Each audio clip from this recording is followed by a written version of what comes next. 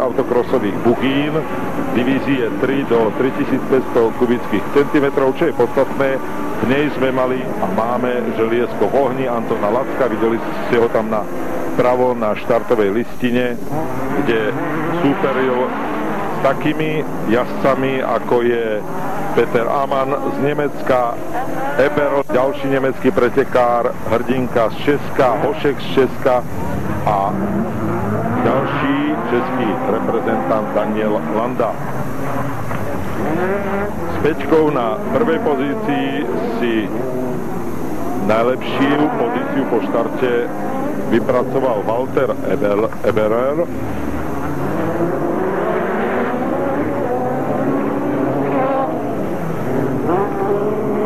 Vľavo a vlastne aj vpravo vidíte, že do konca tejto jazdy ostáva pretekárom ešte absolvovať 4 okruhy. Kvalifikácie sa jazdili na 5 okruhov. Finálové jazdy, či už B alebo A,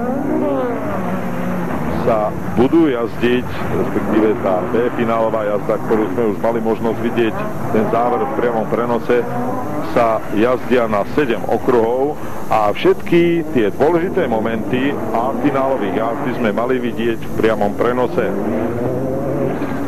S Pečkou stále Walter Eberl z Nemecka.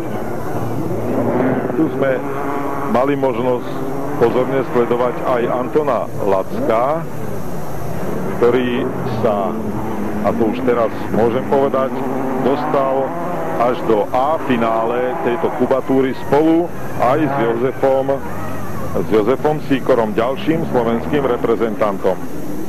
Jozef Sýkora, ktorý v tejto kvalifikácii spolu s Lackom neštartoval, tak obsadil postupne 5. a 5. miesto, teda trikrát bol 5. a toho vynieslo do finálového vyvrcholenia tu na, povedal by som, domácej pôde v Žitave.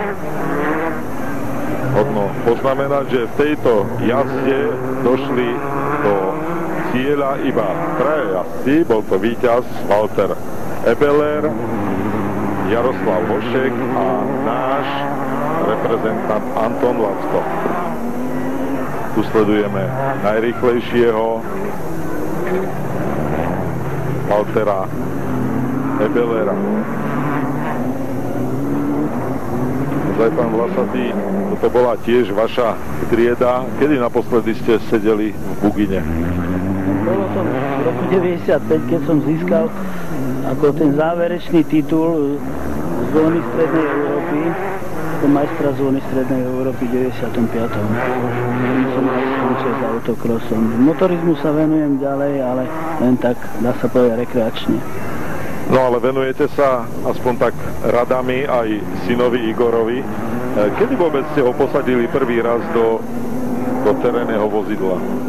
Tak on to skúšal ešte, keď na to nemal ani roky, dá sa povedať, nemal ani vodičský preukaz.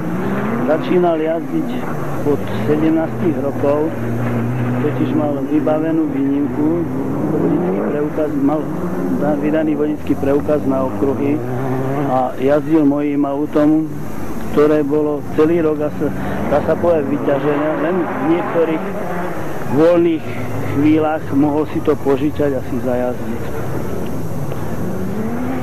Takže tu vidíme už nulu na ukazovateli pre pretekárov. Znamená to, že inžinier Jozef Esterka odmával tým trom, ktorí dokončili túto kvalifikáciu dojazd do cieľa.